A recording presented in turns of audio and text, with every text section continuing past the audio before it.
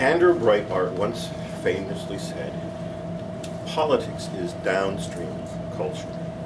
And if that's the case, then educating our children is the most upstream thing you can do.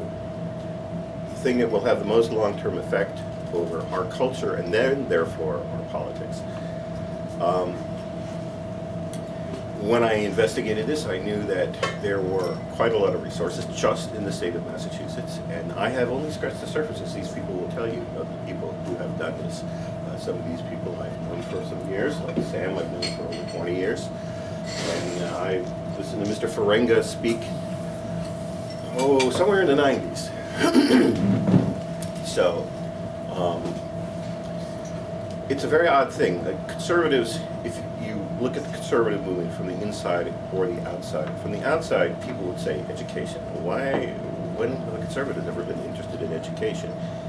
But having been in it for decades, I know that conservatives are not interested in education. They're obsessed with education. And that's been true for many years. But the difference is that we rarely are in agreement with the reigning institutions that are considered the gatekeepers of education. We're always feuding with the academy. We're always criticizing school boards. We're always worried about large plans to reform the curriculum. And we're always feuding with the teachers' unions. So that puts us in the category of outsiders. Whereas in fact, because we concentrate on what we do, we're more interested in the thing itself rather than those institutions. And that's what all of these people are about, because homeschooling is concentrating on the thing itself, the education. However you like it, however you want to, whatever content you want to fill with it, however you want to do it, it's about that rather than unions and budgets and gyms and sports teams and all the rest of that. So I have 5 speakers here. The first one is Malcom Lillie. He is the State Networking Director of MassHOPE.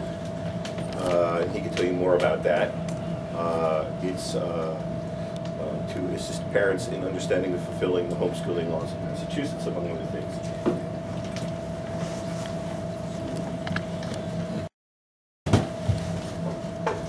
Well, thank you very much for having me. Again, Edward, I appreciate the emails back and forth, asking me how long can I speak, because I really could speak long or short. So we said probably about 10 minutes, so you're going to probably get the helicopter view of the Grand Canyon, maybe not even, maybe the helicopter pad overlooking the Grand Canyon. Because homeschooling, I'm here and my wife Kathy is here. We actually have been homeschooling and involved in homeschooling. She was pregnant with our second daughter 20 years ago when she went to her first MassHOPE convention. So when we talked about it, actually we've been married 22 years, obviously on Friday, and we actually talked about it on a honeymoon in Hawaii. We had new people before we got married who homeschooled, and we thought, wow, that's an educational option that we could really pursue. So we have initially kind of on the ground, we were totally taken aback, not really sure what to do about homeschooling, but definitely joined MassHOPE. MassHOPE is a state Christian homeschool organization, and it's been in existence.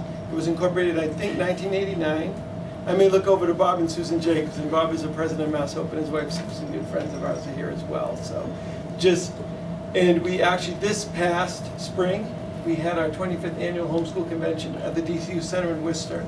We have speakers from all over the country. We actually have vendors, 90 to 100 vendors from all over the country. We have about 150 booth spaces that they rent. We have mainly Christian vendors, but we do have some secular vendors as well.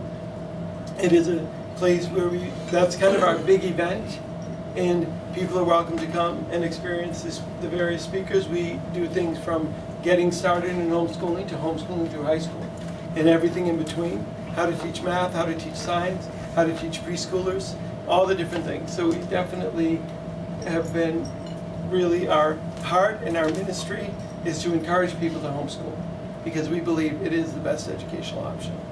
And I actually, as I was researching, I just really came across my own definition of homeschooling is a very viable option in the realm of educational choices.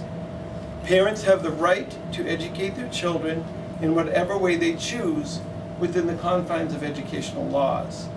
But parents also have the responsibility to make sure their child is educated well to become an independent, productive member of society. And I think that homeschooling really is the option, that it is the right option, and parents have the right to make it. It's legal in Massachusetts. But they also have the responsibility to raise their children in such a way that, in our case, in our beliefs, in a God-honoring Christian way. So we also, at MassHOPE, we also have support groups. We have homeschool support groups from Cape Cod all the way out into the Berkshires. My wife and I just took over. Carol and Brad Arnold just retired from the networking position, and we just took over in April for Brad and Carol, but we actually had a contact from North Adams. So I said, well, we'll have support groups from the Cape Cod out to North Adams. We have about 30, 35 support groups. But as I did some research on homeschooling Massachusetts, I was amazed that there's over 100 different support groups throughout the state. We certainly have Christian support groups, but I know MHLA, their website, also has a good list of support groups out there from the second perspective. Again, we believe it's every parent's right. We are a Christian homeschool organization, but every parent has the right to make that choice to homeschool their child, no matter what their race, religious background, their culture, that they have the right to make the choice to homeschool their children. So that's really kind of our position. Kathy and I have been involved in MassHOPE probably since the early 2000s. We were volunteers, and then we became the volunteer coordinators. And we did such a good job that they said, oh, do you want to come on the board? So about 2005, we came on the board. And in 2006, we were kind of helping out. And in 2009, we took over the exhibit hall coordination piece. So we have vendors from all over the country and various curriculum options and such. So we really, I have a kind of a large experience with MassHOPE and Christian homeschooling, but we really have a heart to encourage parents to homeschool. That we really feel that it is the best option. And we go around the state talking to people, talking to dads groups or parents groups, and telling them, really, this is a great option. It's very flexible. And nowadays, I just spoke to a mom the other day, and her children are in their 30s now, that when she started homeschooling, there was a couple of curriculum companies, but they would not sell to homeschoolers. They would only sell to private schools or Christian schools. When people started homeschooling in the early 80s, there were only a couple of options. Now in the exhibit hall, we probably have, of the 90 to 100 vendors, probably 75 different vendors that all deal with all different types of curriculums, all different types of background. There's the traditional textbook method, but now more and more there's the virtual schools, the co-ops. I'm just kind of running through very quickly some of the various options and techniques. We have a wide range of vendors. We have from the, more modern evangelical Christian movement. We also have old order Amish, Mennonites, and everyone in between. So we are a Christian organization, we have a wide range of denominations and backgrounds represented, and we actually encourage all types of people to homeschool. I just want to glance through my notes and make sure that I'm not missing anything that I wanted to kind of touch base. It's kind of, again, like such a broad subject to try and present in 10 minutes, like everything you wanted to know about homeschooling in 10 minutes. I guess I can share quickly. I'm going to share Brian Ray from the... at the panel discussion, anybody is free to talk as long as they want up to the deadline, too. Okay. All right. But from the National Home Education Research Institute, I actually have a few interesting facts. Brian Ray sent me this information, and this is written by him in January of 2014. And from his research, he is defining homeschooling that is parent-led, home-based education. And he says it may be the fastest growing form of education in the United States right now. And there's a demographically wide variety of people who homeschool. And homeschool students usually score above average on achievement tests regardless of their parents' level of formal education or their family's household income. Homeschoolers are being increasingly and actively recruited by colleges. I'm just, like I say, highlighting. I did make copies of these. I do have some reference materials for anybody who is interested in coming and picking it up later. Homeschoolers are regularly engaged in social and educational activities outside their homes and with people other than their nuclear family. And there is no empirical evidence at this time that homeschooling causes negative things or negative outcomes compared to institutional schooling, that there's no research that says homeschooling. And in fact, we have 6 daughters, ages 13 to almost 21, and they've been very active with homeschooling and helping us out with MassHOPE and the exhibit hall and volunteering and doing those types of things. They also been very active outside their home. Outside our home, they all play stringed instruments, and they've all been on the Central District, and 3 of them have been on the all-state orchestras. So they've been out, they've been active, they've been interacting with the community. And yes, you told me on the phone that normally you drive around in a 15-person van. Yes, I do. To lug their instruments around. So certainly homeschooling has been wonderful for us. And again, the girls, I'm going to share something at the very end. Just to touch on, that was some research. Basically, the law in Massachusetts requires 4 things from parents. One is essentially the subject matter that is going to be taught in the homeschool. They would like access to the kind of textbooks, copyright, publishers, or curriculum. A lot of times the curriculum companies, I don't want to get too much into this because somebody else may be discussing the curriculum and requirements of Massachusetts. They require that they know the curriculum that you're involved in. They know the competency of the parents. You don't have to be an education major. You don't have to even be, some parents homeschool, they have never even been high school. They haven't graduated high school, but they have the heart to educate their children and raise their children in such a way that they can have successful lives. And the competency of parents is any experience that you have in your background in education or instructing. The instructional hours, some people will actually write in the number of hours, like on Monday through Friday, I'll do science in the morning and math in the afternoon and that type of thing.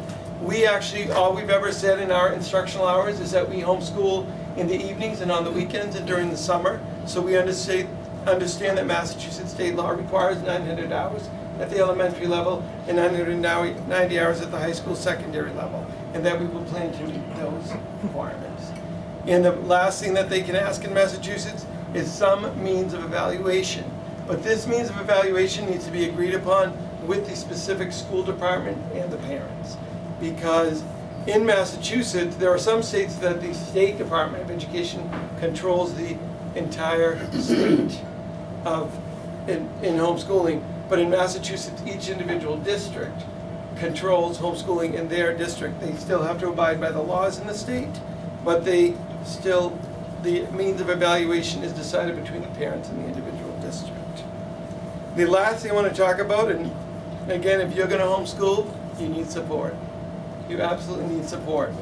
Well, I think of Bob and Susan, and they have been such a great support to us over the years. Their children are a little bit older than ours, so they've kind of been our mentors in the background.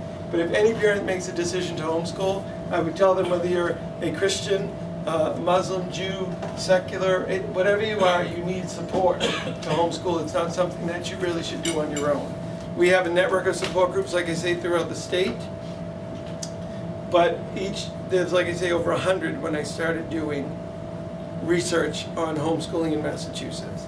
Glean from their experience, learn from their mistakes, and just be, and the last thing, just kind of in closing, I really just want to share with you, well, one, if anybody's interested or gets the PVD Journal of Education, last summer, July 2013, they actually did a whole issue just on homeschooling, so if anyone's interested in that.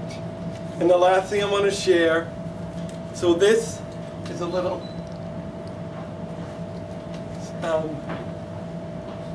stick puppet. It's dated September of 28th of 1999. It was made by my oldest daughter, who is now 21 years old. She's in college, working 30 hours a week in food service at the local high school, and she is doing quite well. And I keep this on my mirror as a reminder of when she started, and how when you first start, you think, oh, and a good friend of mine, Walt Graham, somebody mentioned, you take it 1 year at a time. You don't say, at this level, I'm going to do it through high school, because then you do it for about 6 months and you think, oh, I can't do this. You take it kind of 1 year at a time, sometimes 1 day at a time. But like I say, so from a little kindergarten, and then all my daughters have always been homeschooled straight through, to now a college student and functioning well as an adult. So Lord bless you all, and thank you for having me.